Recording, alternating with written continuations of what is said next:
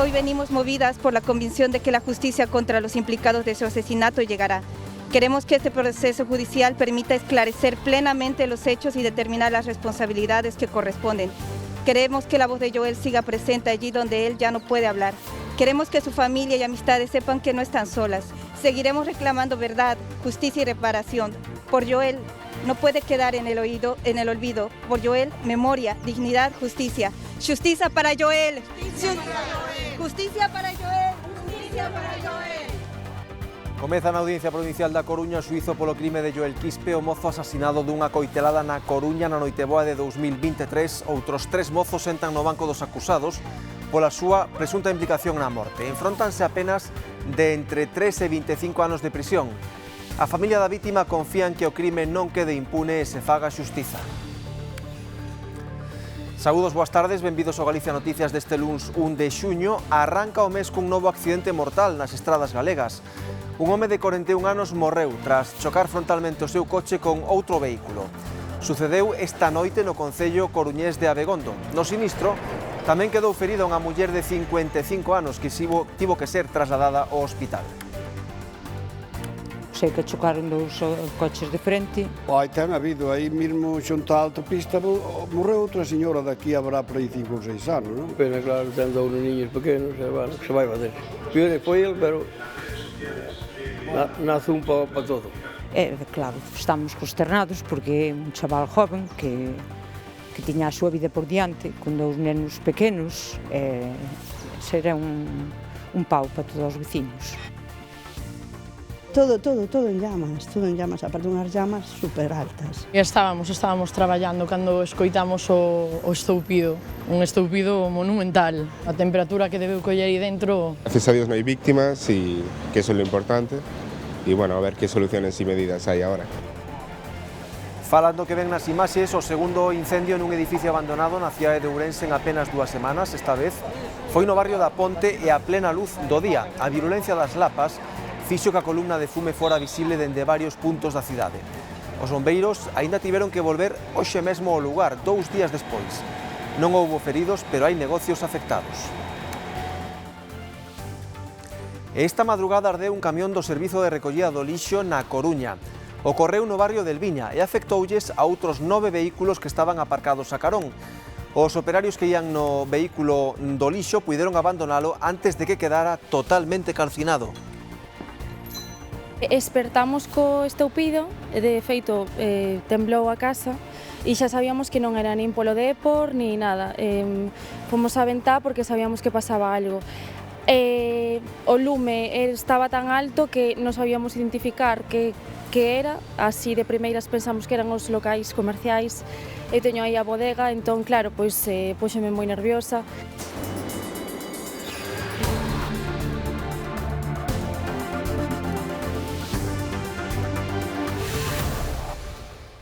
O crime de Joel Quispe, o mozo asasinado dunha coitelada na Coruña na noiteboa de 2023, chega a xuízo. O proceso comeza este luns na Audiencia Provincial con 3 persoas, Xoel, no banco dos acusados. Sí, en concreto, Raúl, trátase de 3 mozos, un deles é o autor confeso, ademais do crime, o único que permanece en prisión provisional, o outro está acusado de un delito de encubrimento e un terceiro como cooperante necesario. Hoxe, esta mañá, foi o momento de seleccionar o xurado popular que vai determinar precisamente o grao de culpabilidade deses 3 acusados e a partir de mañá comezarán xa a pasar por aquí as distintas testemunhas, entre eles axentes de policía, tamén os médicos forenses que participaron na autopsia de Joel Quispe, pero tamén eses 3 acusados o vindeiro día 11 de xuño ou a nai do propio falecido. Hoxe tamén ás portas desta Audiencia Provincial da Coruña concentráronse varias persoas da plataforma de Xustiza para Joel, precisamente en apoio á familia do falecido. Este luns arrancou o xuízo polo crime de Joel Quispe coa selección do xurado popular que deberá determinar a implicación de cada un dos 3 procesados que sentan no banco dos acusados. Do que non hai dúbidas é de quen foi o autor material da morte do mozo de orixe peruana de 22 anos, porque el mesmo escribiu unha carta confesando os feitos que enviou desde o cárcere á familia da vítima. Antes deso, xa na fase de instrucción, cando se ratificou a prisión provisional, el xa manifestou que fora o autor desa puñalada. Ya despois mandou unha carta que manifestou que o autor material foi el. Ora, que hai que convencer o xurado de que isto non é un homicidio, senón que é un asasinato, ya que había máis dun responsable. É o que defende a familia desde o primeiro momento, que os 3 mozos sexan investigados por un delito de asasinato. Piden para 2 deles 25 anos de cadea e para un terceiro, que a acusación particular cualifica como cómplice, 15 anos de prisión. Un deles é cooperador necesario, polo tanto responde da mesma pena co autor material, porque é o que lle facilita esa arma. Se non lle chega a facilitar esa arma voluntariamente, co fin de utilizala, porque o autor material, recordemos o que dicen varias testemunhas, estaba pedindo a gritos a navalla para poder utilizala para quitarlle a vida a Joel esa noite. Outro, nos indicamos que cómplice, non obstante, o auto da apertura xudicial o que indica é que sería encubridor dos feitos por haber agochado desfacerse desa navalla que a día de hoxe non apareceu. As defensas solicitan a libre absolución. O Ministerio Fiscal non formula acusación respecto ao meu cliente e solicita o sobresemento e o archivo da causa. Consideramos que non hai ningunha proba de que o meu cliente foi encubridor no delito de asesinato, nin homicidio, que realmente o fiscal pide homicidio, non asesinato. A Fiscalía tan só acusa o mozo que é investigado por matar a Joel Quispe e pide para el unha pena de 14 anos de cárcere por un delito de homicidio. Mañá comezarán a declarar as testemuñas. Está previsto que o xoves faga o propio a nai de Joel Quispe e que os 3 acusados dean a súa versión dos feitos no último lugar, o xoves 11 de xuño.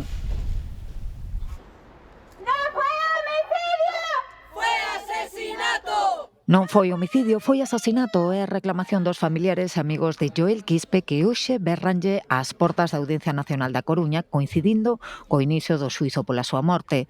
Berros que piden xustiza, entre eles os da nai de Joel, que declinou facer declaracións ata que as dea en sede xudicial. Agardan e reclaman que o xuízo esclareza os feitos e depure responsabilidades.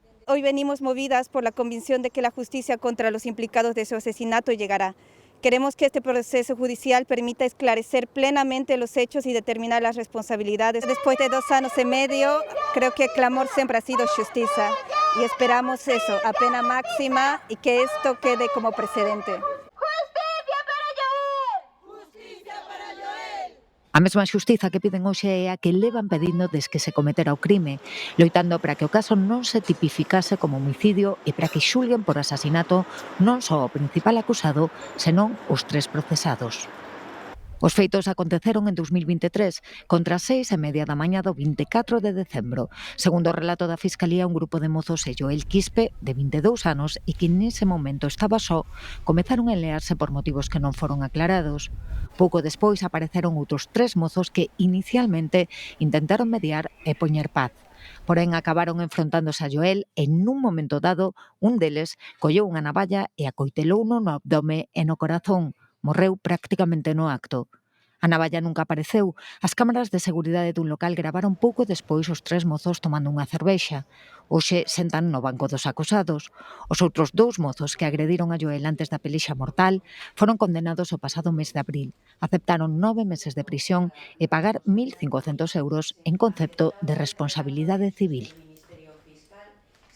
Os veciños do Ensanche Compostelán van protestar ás 9 desta noite na Praza Roxa para reclamar reacción institucional ás súas denuncias reiteradas de inseguridade e tráfico de drogas polo miúdo na cidade. Fano despois deste novo incidente violento na rúa Fernando III Santo fronte a un pub en que este tipo de sucesos se están convertendo nos últimos tempos en algo habitual. Enfróntanse 6 persoas contra outra que remata no chan onde queda atendida. Segundo as testemunhas da pelexa, os participantes estaban claramente prexudicados pola inxesta de alcohol. A tal lugar desplazáronse varias patrullas da policía. O cadáver atopado a tarde pasada boiando no mar na parroquia de Baredo, en Baiona, podería ser o do home desaparecido o sábado mentre se bañaba na praia de Barra, en Cangas. A autopsia será a que o confirme. O bañista desaparecido era un veciño de Vigo duns 70 anos que presumiblemente sufriu algún tipo de indisposición no mar. As correntes puideron levar o seu corpo ata a costa de Baiona. Vémolo de seguida aquí, no Galicia Noticias. Os condutores que circulen polo corredor entre Noia e Brión, á altura da parroquia de Laraño, atoparánse con esta imaxe, un vehículo dado a volta na rotonda de acceso ás Galanas. O vehículo saíu da vía e emborcouse en consecuencias graves. Está pendente de ser retirado. Detido un home que fuxiu esta mañá cando unha patrulla da Garda Civil lle deu o alto nun control rutineiro, escapou a gran velocidade dende Monterroso ata a cidade de Lugo, onde os axentes conseguiron interceptalo nesta rúa do barrio da Piringalla. O detido arremeteu contra un dos coches patrulla que lle cortaba o paso e causou danos noutros turismos aparcados na zona. Varias patrullas das Policías Nacional e Local desprazáronse ata o lugar para colaborar cos axentes da Garda Civil durante a intervención. O dispositivo das forzas de seguridade orixinou unha grande expectación na zona. Esta mañá recollemos o testemuño dun condutor que se achegou ao cuartel da Garda Civil de Pontevedra para alertar dun coche circulando en sentido contrario pola AP9 na zona da Ponte da Barca. Por sorte, non chegou a provocar accidentes dos que se teña constancia. Foi un condutor de idade avanzada que se arrimou ao arcén central alertado por outros conductores ata que chegou a auxilialo á Garda Civil. El coche iba para allá y nosotros para acá y mismo pegado a lo que es la baranda. Iba a dirección Vigo, pero por el otro carril. Eso es un peligro. Es un peligro. Ya está mismo debajo del puente de la Barca, un poquito más para arriba. Por ahí está. Es un susto. Es que yo no sé dónde pudo dar vuelta para estar ese coche en ese sentido. No sé, no lo sé. La verdad que no lo sé, pero es un peligro. Hay gente que no sé si está borracho o no está borracho, pero para agarrar eso no sé si. Un home de 41 anos morreu nun accidente de tráfico en Abegondo. No sinistro quedou ferido unha muller de 55 que tivo que ser trasladada ao complexo hospitalario universitario da Coruña. Contra as 10:30 da noite, unha chamada alertaba o Servizo de Emerxencias 112 dun accidente neste punto da estrada C223 na parroquia de Bizoño, no concello de Abegondo. Tratábase dunha colisión frontal entre dous turismos. Como consecuencia do golpe, un dos coches saíu da vía e emborcou. O condutor quedou atrapado no interior do vehículo e foi necesaria a intervención dos bombeiros de Ordes para liberalo, aínda que xa nada se puido facer por salvarlle a vida. A vítima é un home natural de Ordes e que residía desde hai anos a escasos kilómetros do lugar do sinistro. A familia é daqui ao lado, daqui, a muller naceu aquí ao lado. Hasta ayer non nos enteramos para nada. Bueno, é un pau moi grande para a parroquia. Morreu un rapaz que é veciño noso, mais é pariente, é o marido dunha pariente nosa. Claro, estamos consternados porque é un chaval joven que tiña a súa vida por diante, con dous nenos pequenos, será un pau para todos os veciños. É unha pena, claro, ten dous niños pequenos, que se vai fazer. Pior foi ele, pero nace un pau para todo. Aí mesmo xunto á autopista morreu outra señora daqui habrá por aí 5 ou 6 anos, non? Non ten moito peligro, o que pasa é que, eu que sei, son cousas. Ali non é tanta curva, A persoa que conducía o outro vehículo, unha muller duns 55 anos, recibiu asistencia médica e foi evacuado ao hospital. Ao teu lugar do sinistro desprazáronse 2 ambulancias e persoal sanitario do PAC de Ordes. Os últimos días do mes de maio foron trásicos nas estradas galegas con alo menos 7 mortos, contando este de Abegondo dende o venres 22. O último foi un motorista que perdeu a vida tras bater cun coche no concello pontevedrés de Arbo este sábado pasado, accidente ao que corresponden estas imaxes. Fin de semana tráxica tamén en Augas do Morrazo. Un accidente acabou coa vida en Cabo Údra dun pescador recreativo de 50 años, natural do Porriño, e que todo apunta a que o cadáver que atoparon aboiando en Augas de Baiona era o do bañista desaparecido o sábado na praia de Barra. Fin de semana intensa pro Servizo de Gardacostas de Galicia. Pasadas as 8 da tarde recibiron varias chamadas alertando dun cadáver aboiando na costa da parroquia de Baredo, en Baiona. Pois estaba unha parexa tomando solo ali, máis allá. Miraron, claro. Mira, onde está eso blanco, esa pluma blanca aí, apareceu aí. E depois meteu hasta aquí. Meteu adentro. E depois foi levando, hasta fora, un pouco máis da cima blanca. E depois foi leválo por alá, hasta ali. Un lugar moi transitado por ciclistas e paseantes, o que se achegaron dotacións da Garda Civil, Salvamento Marítimo e mesmo bombeiros. O cadáver estaba nunha zona de difícil acceso, polo que tivo que intervir o helicóptero Pesca 1. O corpo foi izado e trasladado ao Hospital Álvaro Cunqueiro. Segundo fontes da investigación, se trata do bañista de Vigo desaparecido na praia de Barra o pasado sábado. Un home duns 70 anos con mobilidade reducida o que se buscaba por terra, mar e aire logo de atopar as súas pertenzas e o coche na praia do Morrazo. Viu o barco e a charcha ali estaba arrimada ás pedras e corría peligro. Entonces tuvo que... non podía metela a bordo. Entonces retirouse, púsose máis afora e chamaron o helicóptero. E xornada tráxica de onte tamén en Cabo Udra pola mañá. Un home duns 50 anos, natural do Porriño, pasaba unha xornada de lecer coa familia e desapareceu cando foi pescar nunhas rochas preto da praia de Ancoradouro. Activouse un operativo de busca con drons e o helicóptero Pesca 1 atopouno e logrou rescatalo. Malia os esforzos de reanimación, non se puido facer nada pola súa vida. A cidade de Ourense viviu esta fin de semana o segundo incendio nun edificio abandonado en tan só 15 días, esta vez no barrio da Ponte, a plena luz do día. A virulencia das lapas fixo que a columna de fume fora visible dende varios puntos da cidade. Laura, contanos. Sí, os bombeiros acodiron de novo o edificio siniestrado esta madrugada. Colapsou parte do teito da Clínica do Baixo e o lume reproduciuse en focos localizados que xa foron extinguidos polos bombeiros. A primeira hora da mañá comezaron as labores de desentullo para que os veciños do edificio lindeiro, que comparten portal co inmoble incendiado, poidan regresar canto antes ás súas vivendas. 2 días despois do incendio, os bombeiros tiveron que volver ao edificio sinistrado. Na xornada de onte estivemos a remover e a refrescar os rescoldos que quedaban por ali do día anterior.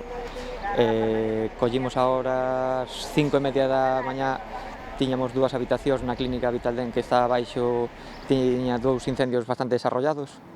Entón, enfocámonos en extinguir esos 2 puntos, tanto de maneira interior como exterior. Ahora quedaba todo sellado, está a espera de empezar os traballos de seguridade do edificio.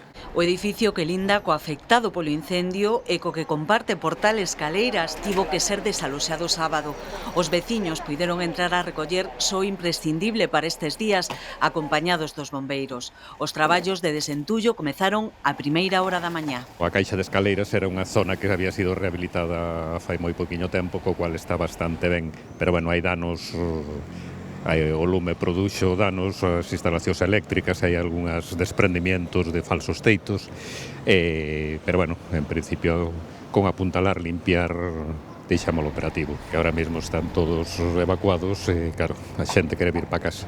O edificio, segundo os veciños, non tiña inquilinos, pero levaba tempo ocupado. As lapas afectaron a unha clínica dental e a unha farmacia que hoxe seguía pechada. Contan veciños e comerciantes que custa crer o vivido o pasado sábado. Estábamos traballando cando escoitamos o estoupido, un estoupido monumental. Ao salir xa vimos que o tendido eléctrico empezaba a chispear e xa as lapas a ir polas ventás, a temperatura que debeu coller aí dentro. Xusto abrimos ás 10:30 da mañá e aos 15 minutos tivemos que pechar porque xa empezaba o incendio. Todo en llamas, aparte unhas llamas super altas. Gracias a Dios no hai víctimas e que eso é lo importante. E, bueno, a ver que soluciones e medidas hai agora. En breve farase o apuntalamento da fachada e o edificio será declarado en ruína, malia que se seguen producindo pequenas derrubas son cara ao interior do inmoble. Segundo os técnicos, non hai perigo para os peóns nin para o tráfico da zona.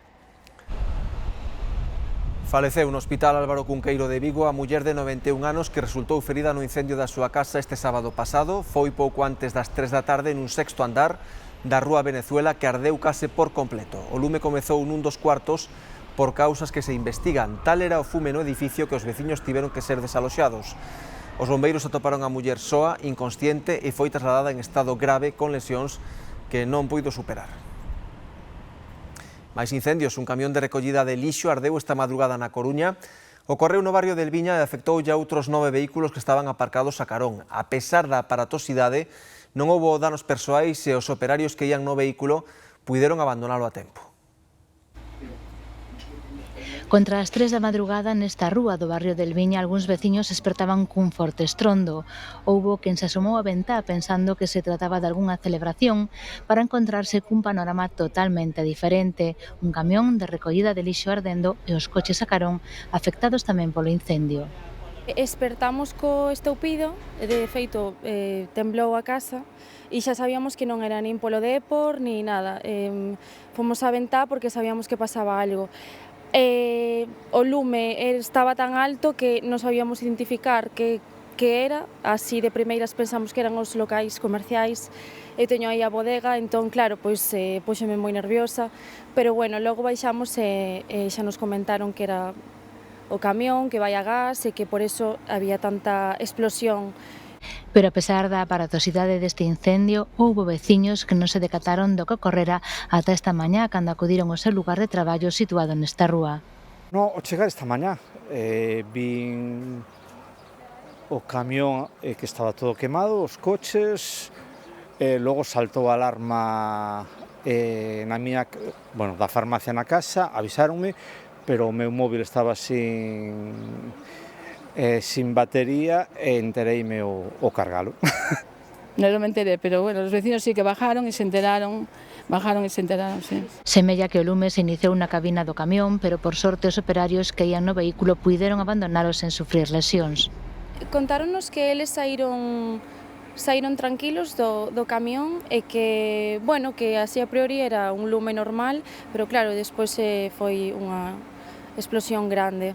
A pesar da celeridade coa que acudiron os bombeiros, o impacto do lume afectoulles a varios turismos aparcados ao lado e deixou o camión completamente calcinado. A zona estivo precintada ata que coa axuda dun guindastre de grandes dimensións se conseguiu retirar da calzada o vehículo incendiado. Un camión ardeu na autovía 52 á altura da Gudiña esta mañá, provocando corte en dirección Benavente. O sinistro aconteceu cando un camión colidiu por alcance con outro que estaba parado por unha avaría. Resultaron feridos os 2 camioneiros. Un dos vehículos resultou totalmente calcinado, mentres que o segundo presenta danos importantes na cabina. O accidente provocou, como dicimos, o corte da 52 á altura da Gudiña en dirección Madrid. O tráfico quedou restablecido, pero condicionado, iso sí, contra as 12 deste mediodía. O derrubamento dunha casa no barrio de San Nicolás, na Coruña, obriga a desaloxar varios veciños de edificios lindeiros. As alarmas saltaron o venres ao detectarse no edificio un risco inminente de desprendemento nunha parte da cuberta. Por seguridade, a rúa foi cortada. Os residentes de algúns pisos próximos foron realoxados sen data de regreso. Tamén hai 2 negocios que permanecen pechados. O edificio, en estado de abandono dende hai 26 anos, vai ser demolido previsiblemente polo Concello nas próximas semanas. Este edificio leva 26 anos pechado, está cheo de ratas, palomas, fixemos moitas denuncias no 010, no medio ambiente, en urbanismo, sen ningún logro. Esperamos que agora, despois deste derrumbe, que esperemos que non pase nada malo, pois nos fagan un pouquiño de caso. E susto esta mañá en Santiago por unha deflagración de gas no barrio de Vistalegre. Aconteceu ás 7:20 da mañá na cociña dun ático situado na Rúa das Salvadas. O que prendeu foi o gas dun soprete de cociña e o aviso deuno o propio veciño da vivenda, que quedou ferido leve. Os danos foron só materiais. Ao lugar acudiron 2 dotacións dos bombeiros de Santiago, ademais das policías nacional e local e protección civil. Nos falamos co propio veciño afectado. Quería solamente esquentarme as tostadas un pouco, botei algo de queixo e tiña unha fuga. Foi como un soplete dunha cosiña. Tiña a lata destas que mercan na ferretería de medio litro de gas, que de metano, supoño, e tiña unha fuga, soltou, puxena en riba da encimera e comezou como a arder a nube de gas que se lle acumulou a lata. E xa tiña combustible, tiña as botellas de aceite na mesma encimera, intentei botar cousas por riba para taparlle o oxíxeno, pero era moito combustible. En Cambados, a Garda Civil busca os autores da pintada que apareceu na fachada da igrexa de San Bieito, un atentado contra o patrimonio en pleno corazón histórico da localidade de Iria. Si, os vándalos atacaron desta volta todo un emblema de Cambados, a igrexa de San Bieito de Fefiñáns, onde apareceu esta pintada misteriosa na que se intúen un nome e un apelido. Agora, limpala será caro e difícil, posto que se trata dun ben de interese cultural de máxima protección. Agora tentan tamén dar cos culpables, que se enfrontan a unha sanción de ata 150.000 euros. Tristeza e indignación en Cambados. Alguén usou como lenzo a fachada dun dos seus monumentos máis queridos. Non sei que significado ten eso, de andar así a estropear os monumentos maravillosos que hai. Isto é algo que tenemos que respetar. E aquí, ao parecer, os menos non respetan nin a Iglesia. Seguramente que son niños, porque está mal escrito. Como lo ven escrito en la piedra allí arriba, San Benito, España y todo eso, ellos también quisieron poner una... O párroco xa puxo denuncia, non cree que se trate dun ataque concreto contra a igrexa, pero sí dun atentado contra o patrimonio que non debe quedar impune. Non tanto pola multa en sí, que sería o de menos, non? Pero sobre todo para que utilicemos a cabeza. Os técnicos do Concello avaliaban esta mañá os danos, mentres trataban de descifrar o significado das letras, pintadas con spray sobre un granito do século XVIII. É unha mensaxe ou acusatoria ou contra alguén, pero non sabemos moi ben. Sí que aparece un apellido de Cambados, pero non sabemos se é algo acusatorio hacia ese apellido. Supoño que as forzas de seguridade do Estado, pois, neste caso, serán as que determinen se ten algún sentido eso. Diga o que diga, limpalo non será rápido nin barato. Estamos ante un ben de interese cultural e compra actuar cun proxecto especial e máxima delicadeza. Hai que empregar métodos moi pouco invasivos, inocuos con respecto a esas características que ten a propia pedra. Non se pode poñer unha limpar aquí con líquido porque eso está prohibido. Os culpables poderían afrontar unha multa de ata 150.000 euros, pero non será doado dar con eles, e mentres, alguén terá que facerse cargo de limpar a desfeita. Por iso, aquí fan un chamamento ao civismo, xa que esta non é o primeiro atentado grave que se produce contra o patrimonio en Cambados. Co gallo da celebración do Día Internacional do Leite, que é hoxe, uns 150 escolares visitaron en Lugo a aula de produtos lácteos e tecnoloxías alimentarias do Campus Terra. Alí a rapazada de varios colexios participou en obradoiros nos que cataron iogures, batidos ou queixos do país. Uns 150 escolares de varios colexios visitaron a aula de produtos lácteos en Lugo con motivo da celebración do Día Internacional do Leite. Nas distintas salas do centro, o alumnado participou en diversos obradoiros como un taller de cata de batidos e outro de iogures de cores que non tiñan nada que ver cos seus sabores. O yogur que me gustou máis foi o rosa, que sabía a plátano. E mezclamos un de chocolate con un azul e o probamos moi rico. O yogur sabía a chocolate e era verde. Pero a actividade que máis lle gustou a rapazada foi a da elaboración e cata de queixos. Nela degustaron os produtos das 4 denominacións de orixe galegas. Gustoume o queixo de San Simón porque sabía moito chourizo. Probei queixo do Cebreiro e estaba rico. O queixo está rico. Probei San Simón, Arzúa e Tetilla. Os nenos tamén asistiron a unha charla divulgativa. Nela explicaronlle a importancia que o sector lácteo ten no noso país e o papel fundamental que o leite e os seus produtos derivados xogan nunha alimentación saudable. É un alimento moi completo, que ten moita proteína, que ten moitas vitaminas, que ten un montón de alimentos nutricionalmente bastante moi importantes, vale? Entón é importante o calcio, o tema do calcio é moi importante tamén. Entón é importante o consumo tanto de leite como de produtos lácteos, vale? Que tamén é unha fonte moi boa desos nutrientes que son tan importantes para a nosa saúde. Foi unha xornada especial para celebrar os beneficios do leite e dos produtos lácteos. Quedan xa poucas horas para que máis de 13.400 estudantes galegos se enfronten a uns exames decisivos para o seu futuro, as probas de acceso á Universidade a Pau. As probas comezan mañá, tras semanas intensas de estudio e de controlar os nervos. No CIUC, o organismo encargado de coordinación da PAU, xa teñen preparada toda a logística para a custodia e repartición dos exames. Este ano van reforzar as medidas para que ninguén copie, especialmente empregando as novas tecnoloxías. Serán 3 días de exames, o primeiro, o de Lingua Castelá e Literatura, mañá ás 10. Se busca un lugar dende o que vivir a eclipse total do próximo 12 de agosto, en Ourense teñen unha proposta para vostedes. Contemplalo dende o máis alto da catedral, nunha visita para tan só 30 persoas. Unha viaxe no tempo a través da luz, a arquitectura e, por suposto, a astronomía. A luz vai facendo camiño dende hai séculos na Catedral de Ourense. Agora servirá de fío condutor nunha visita guiada pensada única e exclusivamente para o día do eclipse. Será como unha viaxe a través do tempo, do arte e do cosmos. Descubriremos, entre outras cousas, pois como eses arquitectos medievais se serviron primeiro a través da luz natural e máis adiante da artificial, non só para iluminar o edificio relixioso, senón tamén para crear esa conexión entre o ceo e a terra a través da astroloxía. A visita terá un número limitado de asistentes, tan só 30 persoas.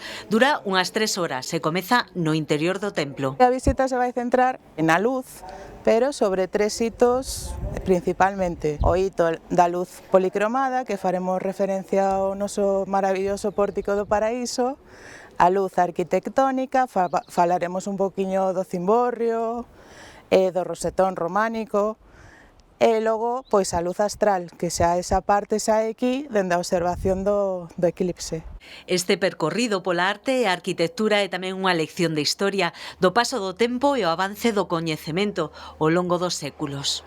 A xente asustábase e corría inmediatamente a refuxiarse pois na catedral. Non entendían por que de repente se apagaba o mundo, por decirlo así. Aproximadamente unha hora antes do comezo do eclipse tocará subir as cubertas da catedral con vistas de 360 graus. Daquela só haberá que colocar as gafas e non perder ripio cara ao oeste. Date conta que totalmente vai durar 2 minutos, aproximadamente. Si, non é momento de mirar as vistas, a mirada fixa. Recomendan non deixar pasar a oportunidade de vivir unha experiencia como a poucas. Principalmente os residentes, para que veñan eso a un sitio privilexiado, a disfrutar dos amigos e, bueno, mentras damos unha clase de astronomía avanzada, de arte, eso, o ladiño da casa. Mondoñedo e Lugo acollerán experiencias similares. As entradas para esta cita única xa están á venda. Rematan na Illa de Ons os traballos arqueolóxicos na busca de novas pegadas de poboación romana e castrexa. Os investigadores da Universidade de Vigo centráronse desta volta na terraza intermedia do Castro do Castelo de Mouros, atopado en 2021, e o espazo localizado fora da muralla. Confirmaron desta volta que na Illa de Ons aínda hai moito por descubrir.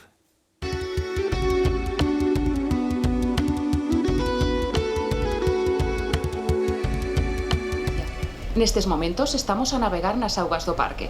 En concreto, nas da Illa de Ons, onde chegamos na procura do xacemento no Castro do Castelo de Mouros. O xacemento é de lo ver agora mismiño aí á dereita, ali arriba. Desde 2021 sabemos que houve un asentamento romano.